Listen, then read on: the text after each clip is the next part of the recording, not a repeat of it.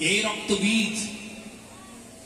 যারা বিধর্মী, যারা অধর্ম নিয়ে থাকে, যাদের হৃদয়ে ধর্ম নাই, যাদের হৃদয়ে প্রেম নাই, যারা ধর্মের উপর অত্যাচার করে, যারা অত্যাচারী, যারা মন্দির ভাঙে, মূর্তি ভাঙার প্ল্যান করে, আমাদের ধর্মকে ভেঙে দেওয়ার প্ল্যান করে, হ্যাঁ, সাধুর উপর অত্যাচার করবার প্ল্যান করে, সাধুকে মেরে ফেলবার প্ল্যান করে, মা তাদের উপর খড়গ তুলে নেয় না?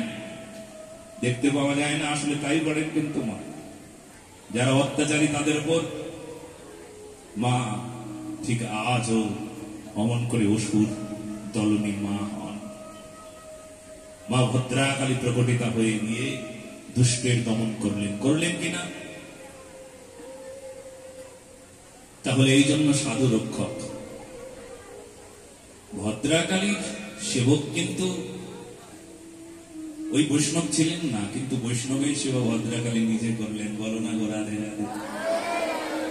কারণ এক একজন বৈষ্ণব দেবতার চাইতে বড়, জানেন আপনি?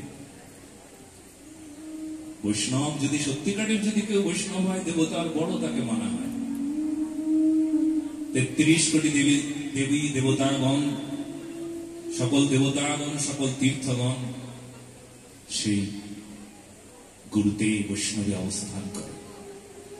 এই জন্যই ভাগবতীরই একটা মন্ত্র, সর্বদেবময়ী গুরু, সকল দেবতা তোমাকে অবস্থান করি, হে গুরুদেব তোমাকে প্রণাম, তোমাকে প্রণাম, তোমাকে প্রণাম।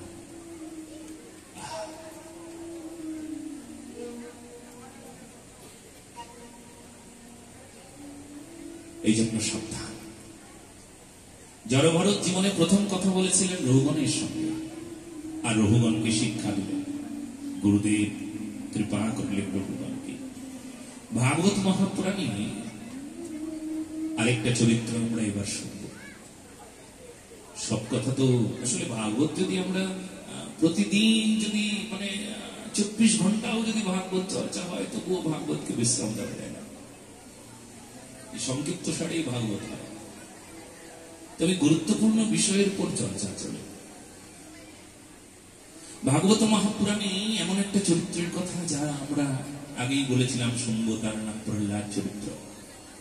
প্রহ্লাদ মহারাজ কে ছিলেন? হিরণ্যকশিপুরের পুত্র। হিরণ্যকশিপুরের কথা গতকাল আমরা শুনেছিলাম। কার পুত্র ছিল হিরণ্যকশিপুর? ঋষি পুত্র ছিলেন, কিন্তু অসুর হয়েছে। আজও ঋষির সন্তান আমরা সবাই। আমরা কি ঋষির সন্তান থেকে অন্য সন্তান হয়ে গিয়েছি? পরম্পরায় তো আমাদের সেই ঋষিরই রক্ত না?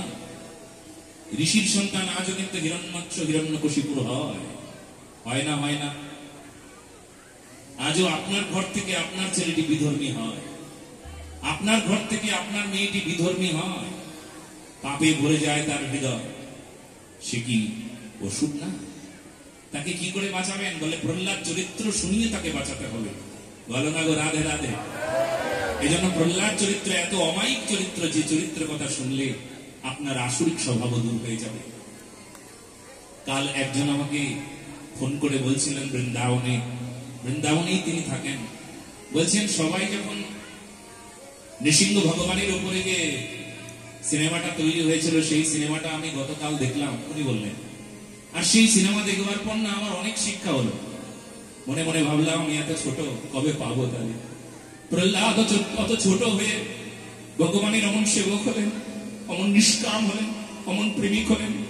ভগবান নৃসিংহদেব চেপে চেপে আদর করছিলেন, তাহলে আমি কেমন করে সেই স্নেহ, সেই প্রেম? বড় লজ্জা হচ্ছিল নিজের দিকে তাকিয়ে। এই জন্য সিনেমাটা সবারই দেখা উচিত। যারা মহাবতার নৃসিংহদেবের দেখেছেন তারা একটু হাত তুলুন তো। এই সিনেমাটা যারা দেখেছেন তারা একটু হাত তুলুন। মাত্র এই কয়জন? আচ্ছা, সিনেমা হলে না গিয়ে দেখেছেন, ঘরে দেখেছেন, মোবাইলে দেখেছেন, টিভিতে দেখেছেন, এমন কেউ নাই? কারা কারা দেখেছেন একটু হাত তুলুন। মহাবতার নৃসিংহদেব একটু দয়া করে দেখবেন, দেখুন কেমন। আপনারা কেউ দেখেন নাই? সারা বিশ্ব দেখে নিল। ইংল্যান্ড, আমেরিকা, আফ্রিকা, নিউজিল্যান্ড, পাশ্চাত্য দেশগুলো, কোন দেশ বাকি নাই আমাদের সনাতন ধর্মের, আমাদের প্রহ্লাদ, আমাদের ভাগবত ধর্মের কথা সারা বিশ্ব জেনে নিল। আর আমরা এখনো শুনলাম না। দয়া করে একটু, যেমনই হোক, আপনারা তো মোবাইল দেখেন, মোবাইলে একটু দেখে নেবেন। অনেকেই মোবাইলে সংগ্রহ করেছেন, যে প্রকারই হোক। সিনেমাটা মোবাইলে দেখলে অতটা হয়তো আনন্দ হবে না, কিন্তু তবুও দেখে নেবেন দয়া করে। কি হবে জানেন? অনুভব হবে, শান্তির অনুভব হবে, আবার অশান্তিও আসবে। আমি পেলাম না, শান্তির অনুভব হবে। আহা, এই আমাদের সনাতন ধর্ম, এত উদার, এত মহান, এত পবিত্র ধর্ম। তো চলুন, আজকে যারা সিনেমা দেখেন নাই তারা এখানে এই কথাগুলো শুনুন, তাহলে আপনারা বুঝবেন সেই সিনেমায় কি আছে, কি দিয়েছে। প্রহ্লাদ মহারাজ তখন মাতৃগর্ভে, এইদিকে হিরণ্যকশিপু তপস্যা শুরু করেছেন।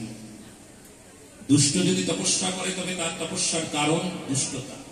অন্যায় করবেন, অধর্ম করবেন, পৃথিবী ধ্বংস করবেন, সমাজটাকে শেষ করে দেবেন, তার জন্য তার সমস্ত সাধনা। হিরণ্যকশিপু তাই করলেন।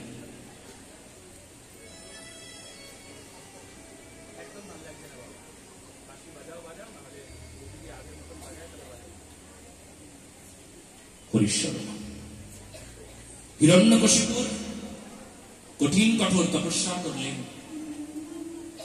আর সেই তপস্যায় ভগবান প্রসন্ন হন নাই, কিন্তু তার উগ্র তপস্যায় ব্রহ্মা এসে উপস্থিত হলেন। ব্রহ্মার কাছে বর চাইলেন, জলে স্থলে, কোন নরে, কোন পশুতে, কোন মাসে, ঘরে বাইরে কোথাও কখনো আমাকে হত্যা করতে পারবে না। ব্রহ্মা তিনি আশীর্বাদ দিয়ে দিলেন, বর দিয়ে দিলেন, ঠিক তাই হোক। হিরণ্যকশিপুরের অত্যাচার আরো বেড়ে গেল। সাধুর উপর অত্যাচার, ধর্মের উপর অত্যাচার, যারা হরিভক্ত, কৃষ্ণ ভক্ত, তাদের উপর অত্যাচার এমন ভাবে বাড়তে থাকলো। এইদিকে